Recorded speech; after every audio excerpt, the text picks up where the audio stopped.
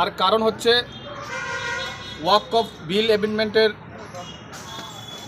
বিরোধিতা করতে গিয়ে এবং ভারতবর্ষের যে বর্তমান অর্থনৈতিক দুরবস্থা চলছে তার প্রতিবাদে আমাদের জাতীয় কংগ্রেসের সর্বভারতীয় আমাদের সকলের প্রিয় নেতা রাহুল গান্ধী যখন সক্রিয় হয়ে উঠেছেন, তাই ওনার বিরুদ্ধে মোদি সাহা ইডি এবং সিবিআইকে লেলিয়ে দিয়ে ওনাকে হেয় প্রতিপন্ন করার চেষ্টা করছে।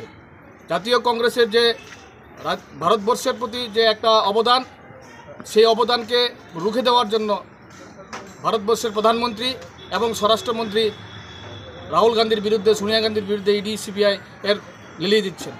তারই প্রতিবাদে আজকে আমরা আমাদের বিশালগড় জেলা কংগ্রেসের উদ্যোগে বিশ্রামগঞ্জ পোস্ট অফিসের সামনে আমরা এই অবস্থান ধর্ণা র্যালি সংগঠিত করলাম। কটা পর্যন্ত চলবে ধর্ণা? আমাদের প্রোগ্রাম 2টা অবধি চলবে। 2টা অবধি কি আপনারা এখানে থাকবেন, ধর্ণা দেবেন? ধর্ণা দেব। আপনার নামটা? আমার নাম গোপীনাথ সাহা। কোন পদে আছেন? Bishalgarh district Congress president.